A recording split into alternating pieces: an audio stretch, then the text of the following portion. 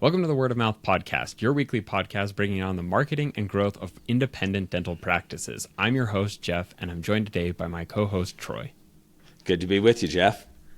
Awesome. This week, we heard from one of our loyal listeners that they have been consuming a lot of our content and they're frustrated that their current marketing isn't working. They said something to the effect of, maybe I just need to be patient, trust the process. The goal isn't top of funnel leads.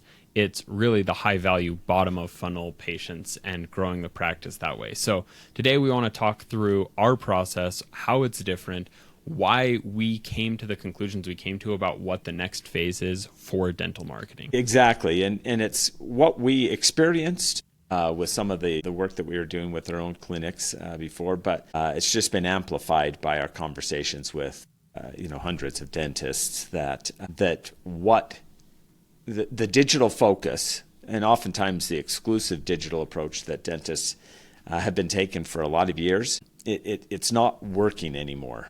It's not working in terms of the quality of patients that it's attracting, and even from a volume perspective, volume's down for a lot of practices as competition ramps up. So there is a different way. It's about building something that has some sustainability, and that's really what our focus is what drives reliable marketing results and results that compound over time. And so that's why we've come up with the systems that we've come up with.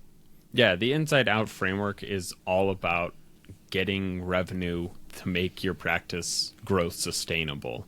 And so it starts out with getting some short-term wins and then transitions into kind of the longer-term strategies that create that sustainable growth. And it's interesting because if you look at the history of dental marketing, you have kind of like the early stages up until like the 1970s where it was all just word of mouth. You kind of in your community, the people that you knew, that's how you grew your practice. And then with the advent of the telephone and billboards and advertising, you kind of had this movement into directories. So you had the yellow pages, you had billboards. You were trying to start to inorganically attract people into your practice. And then you move into the 2000s and you have kind of websites as a digital business card for the practice. It's a place where people can come get your information. That moves into SEO and then eventually into paid ads. And that's kind of where we've been for the last 15 years. It's exactly right. And as you look and say, okay, so what's the next frontier? That transition you were talking about, there was always technologically, there was a next. And, on the one hand, you could look and you say, well, maybe, AI-driven search or even just AI chat, maybe that next opportunity. It's the problem is it doesn't allow sort of the billboard, the modern day billboard that the digital search has provided. So yes, it'll be a part of the answer, but I think more and more people are starting to realize, wait, there isn't an obvious next step unless you sort of say all things go full circle.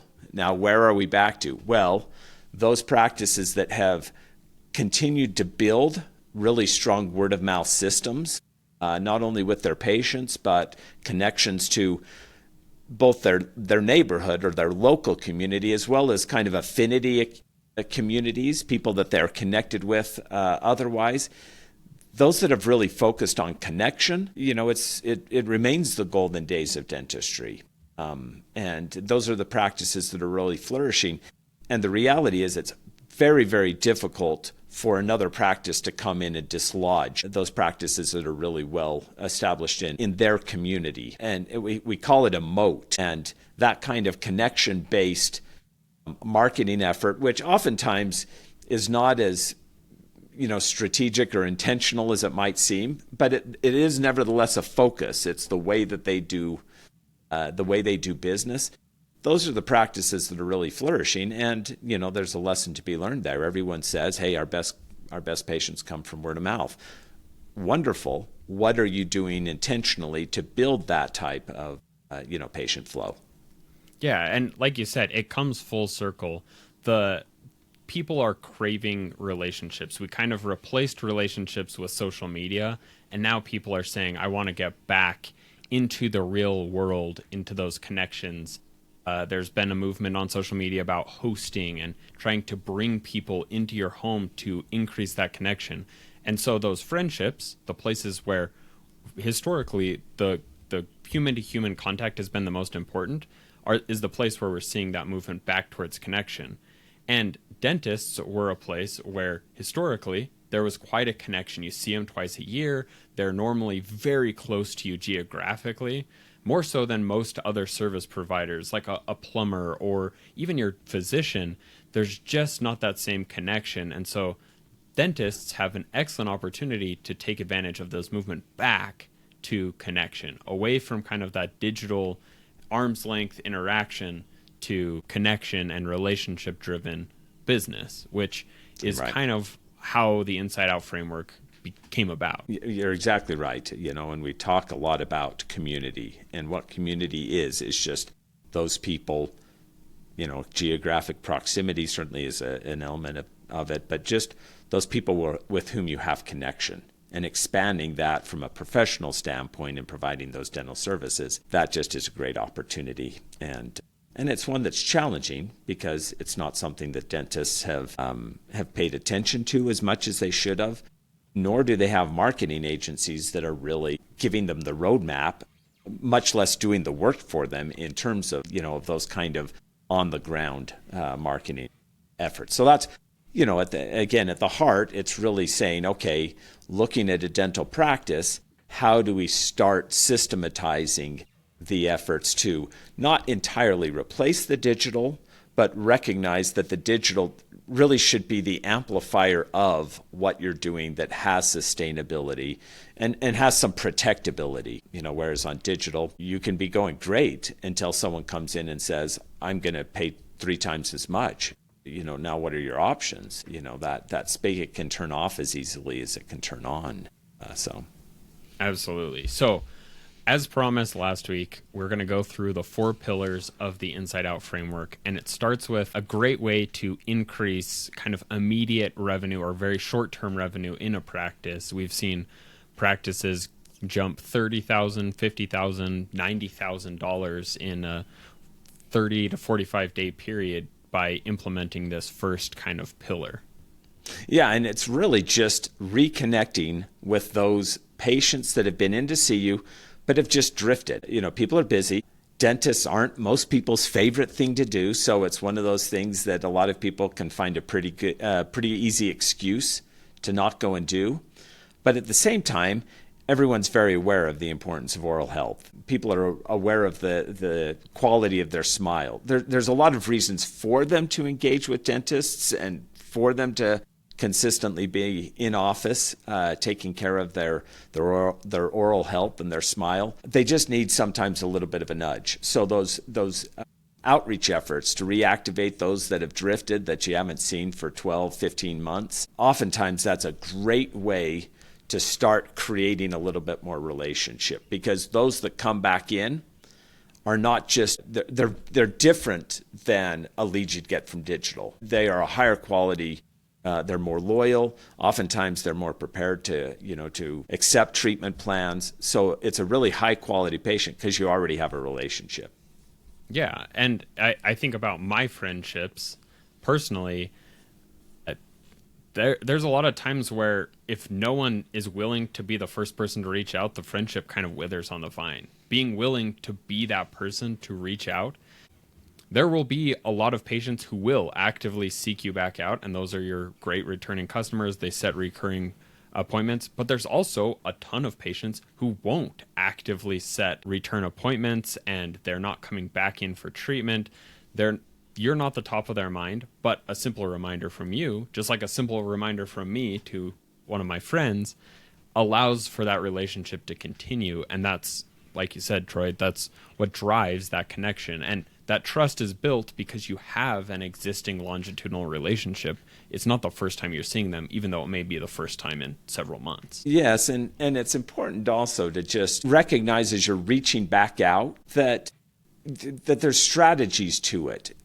You want to make it feel, to some level personalized, or you want there to be some incentive associated with it. We see a lot of automated sequences in clients that we work with that are kind of the standard, hey, we haven't seen you for a while, we'd love to see you back, a text or whatever. And there just isn't, there's not a whole lot of thought. Oftentimes it's helpful to really think through, hey, is there something that we can do that reduces the barrier that might be keeping them out? Now, it may be financial, and there might be some limitations on what you're really able to do in that respect. But there may be just some paradigm, or, hey, I know it's, you're worried about coming back in, but, we try to make it easier for you to come in. There's a lot of different campaigns, and it's not a one-time thing. It starts with an initial campaign, but it becomes part of who you are, where you're making those connections, you're continuing to reach back out in different ways because people are going to respond to different messages. So that's pillar one, is just let's not lose people that we already have won in the past. They've already been in to see us. We haven't seen them for a while. Let's win them back. Yeah, there's that classic marketing statistic that a patient you already have won is 5 times cheaper to retain than to go out and win a new one. So right. Reactivating stalled patient, that's pillar one. Pillar two is reducing money and time leaks. Right. And so when we look at any dental practice, there's going to be places where revenue is being lost. And that can come in the form of phones not being answered, or not really being answered effectively in terms of getting those appointments set. It may be that the way that we are either setting the appointments or our reminder series are producing a lot of no-shows. It may be that when they do show up, we're not doing a great job of making treatment recommendations. We might be missing some opportunities to recommend treatments that would be good for our patients. Or we may be presenting those in a way that just doesn't lead to the kind of conversions that we'd ultimately like. And that might even be in the follow-up side of things. Again, retention and reactivation are another place that there's leaks. So looking to say, where are some of those opportunities to just bend upward the curve of the revenue gains at those different inflection points? And so that's really on the money side, the leaks that we're talking about. Yeah. We use a software that with our clients that tracks their phone calls and provides coaching, and then allows us to say what campaigns are generating what. And it's been surprising to see what campaigns work and what don't work in different markets, because the variability is quite pronounced. But then also just listening to some of the phone calls and saying, this is a person who has not received adequate training in terms of conversion. And right. With a little bit of training, you bump up those percentages. If you're getting 100 phone calls a month and you're only bringing in 20 new patients, well, you're vastly underperforming the clinic average KPIs, or key performance indicators. And you bump that up to 40, now you've doubled your effective revenue opportunities. Yeah, for sure. And it's same thing on the time. There's certain things that we see practices focused on where there isn't a significant foreseeable return on the efforts that they're undertaking. And it's really a function of saying, okay, are there tasks that we're doing that we're spending time on that just really aren't productive, aren't effective? Are there efficiencies that we can create, whether it's through automations or streamlining some operations where we can capture a little bit more of that time? Are there just any of those pieces where we can claw back some of the time? Because what that does when we have a little bit more time to spend is that's what opens the portal to be able to make some of those more personalized outreaches and really connect with, both patients as well as the community in more authentic and direct ways.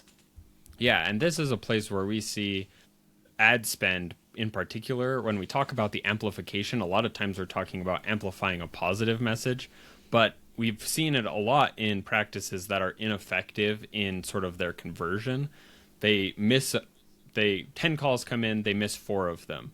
And so the dentist says, well, we just need to spend more on ads. Well, they double the ad spend, but they're still only answering the phone 6 or 8 times because that's the capacity their front desk has with their current systems.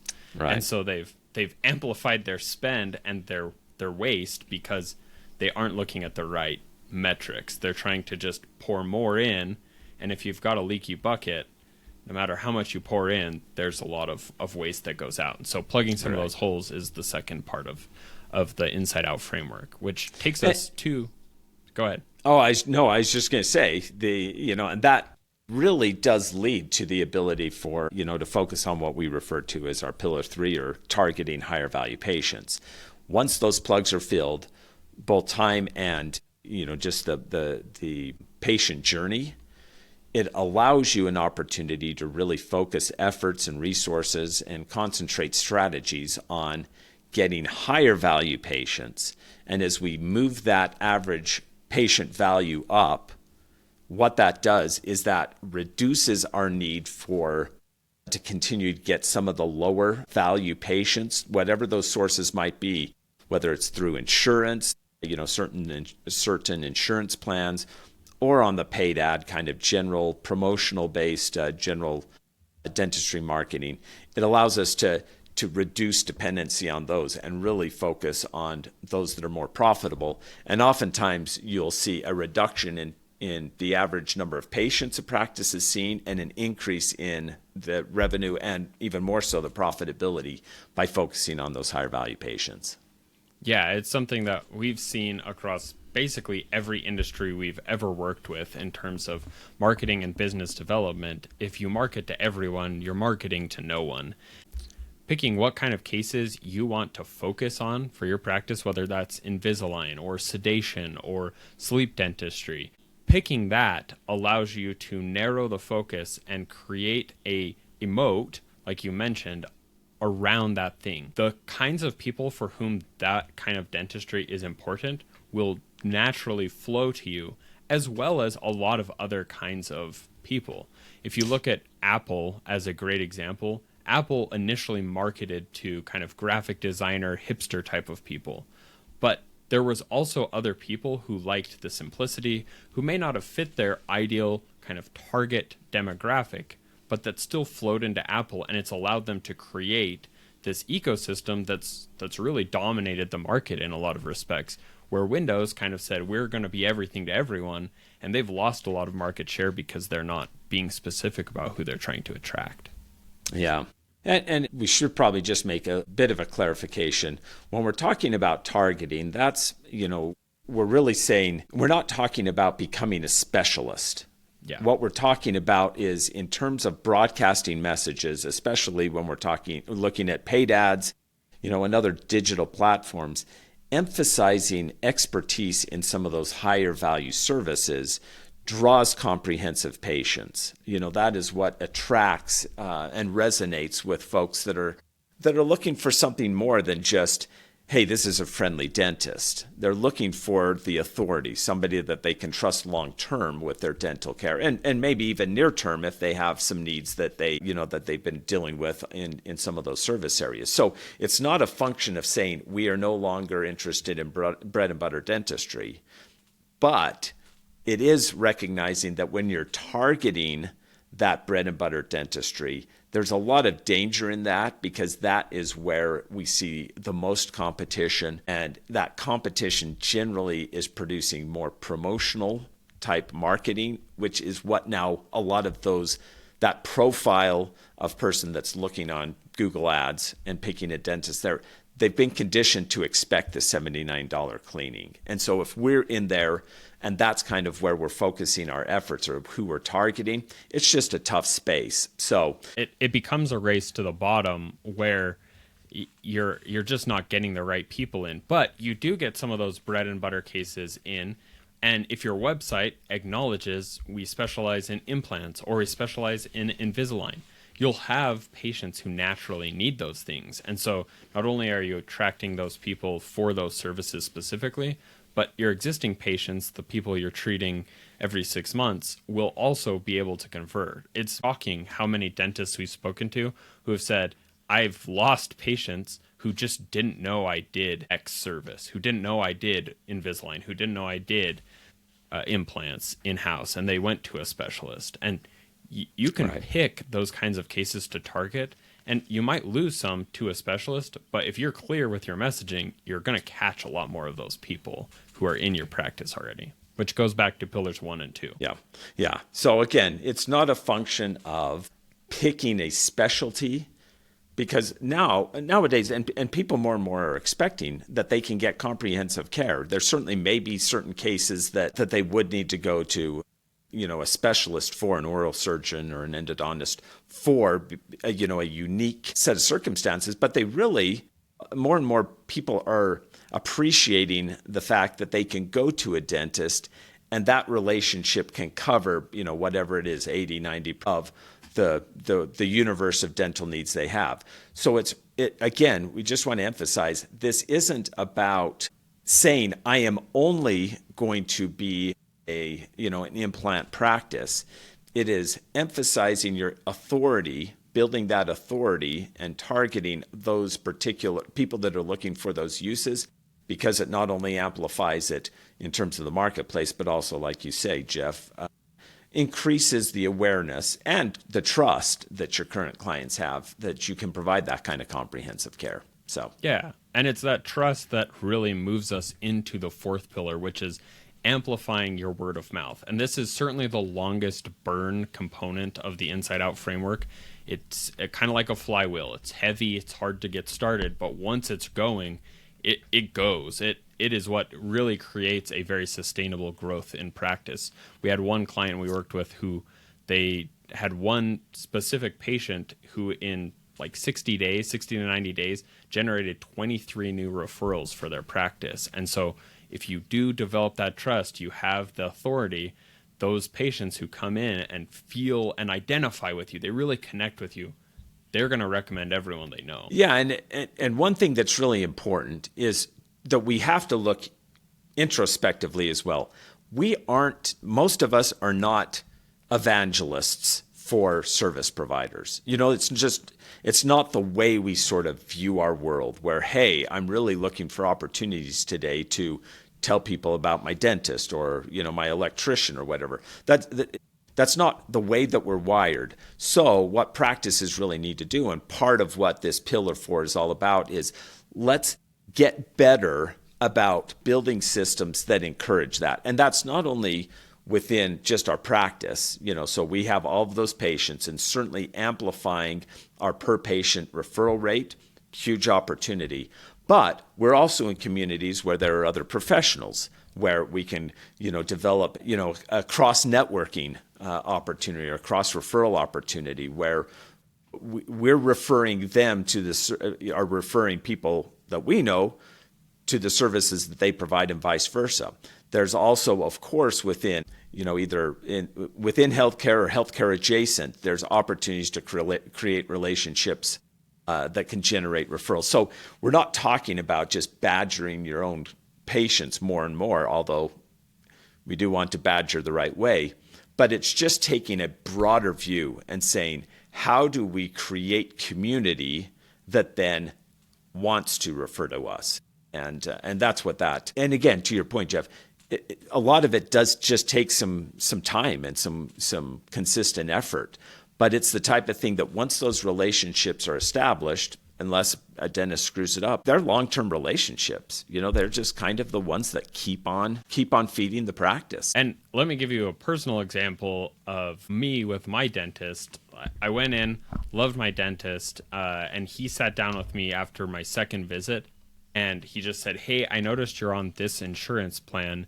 Do you mind telling me how much that costs you?" He knows I'm self-employed. I run a business, so I wasn't getting it through my employer. Do you mind telling me how much it costs you to get insurance through this plan? And I told him it was about $600 a year for me and my wife. And he said, well, let's talk through our office plan. And for the in-office plan, it ended up coming out to about $450 for just me and my wife. And when our daughter gets to a place where she needs treatment, she can be added on for pennies on the dollar. And it was just that relationship coupled with being able to talk to me openly and honestly about what's going to be best for me. He ended up saving me money. I feel like I'm getting better treatment and have better coverage for my dental insurance needs. And it's something that I recommend to basically everyone. I've become an evangelist because of that relationship. And you can create that same kind of education component with friends who work in different industries, who may own their own businesses, with other people who are coming into your practice, whether they're patients or they know people. But it's the network effect where you just keep putting out that the information and keep connecting with people, and that creates that word of mouth magic. Yeah, and again, the key point is it has to be intentional. There is a strategy to it, identifying those opportunities, executing on, the strategies that are developed. So it isn't easy. That's why agencies don't do it. It's why, a lot of dentists have gone away from it, because it was sure a lot easier to, set up a website and pay a few grand a month for Google Ads and just have the business, the marketing piece of the business run itself. Well, for most practices, that's not the future. That's just not what the outlook suggests is going to be successful moving forward. People making connections with people always will win. It is hard. It does take time. It does take effort, but it also is unquestionably going to work if that's the way you build your practice. And your practice has to stand up with the relationship you're trying to build. You can't go out and try to build all these relationships and say, hey, send me your friends and family, have them come in and have it be a really negative experience. That obviously isn't going to work. So, there's both parts to it, but it is the way that will continue to work. Regardless of what comes down the road, it will always work. And so a lot of dentists expressed us concern that, hey, we're already have seen changes. This isn't my dad's dental marketing world anymore. We've already seen changes. What's coming in 6 months? What's next? When, are Google Ads going to completely dry up? And, no one knows for certain exactly what 6 months down the road is going to look like, other than we absolutely know for certain that creating more relationships, deepening your word of mouth systems, absolutely will always pay off. No question. And it's not something, like you said, it's the things that are not necessarily easy or 100% scalable. But AI, we see a lot of practices using AI to scale their clinical side of things, but have largely avoided AI on scaling their marketing side of things. And getting that involved and allowing the things that are coming, the new technologies that are allowing this to be scaled. It's, in this case, I think the technology that's going to change dental marketing isn't going to change the way dentists market in terms of creating a more efficient method of marketing. It will change the way they market in terms of, like we talked about, moving them full circle back to that relationship. And the dentists who are on top of that and creating those relationships now create equity that just moves year after year and creates value for their practice long term. Yeah. So those are really the 4 pillars. It's reactivating patients that have drifted.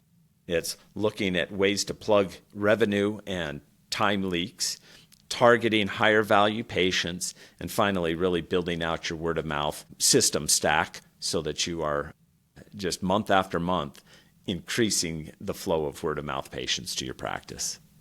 Yes. So if you've made it this far in the podcast, thank you for sticking with us and listening to us talk about this. If this is something you'd be interested in finding out what it looks like for your practice, you can book a call in the description. It's no pressure. This is just talking about what this looks like for your practice. This isn't for everyone. And so it would be a kind of see if we are a good fit and what does this look like for growing your practice? Would your practice be able to be successful with this? We appreciate all of the comments that people come and leave on the YouTube version of the podcast. You can find us at OpKey on YouTube, or you can find us wherever you get your podcasts and subscribe. Leave a review. We would love to hear from you and hear your feedback. Thanks for making it this far, and we'll see you in the next one. Right. Good work.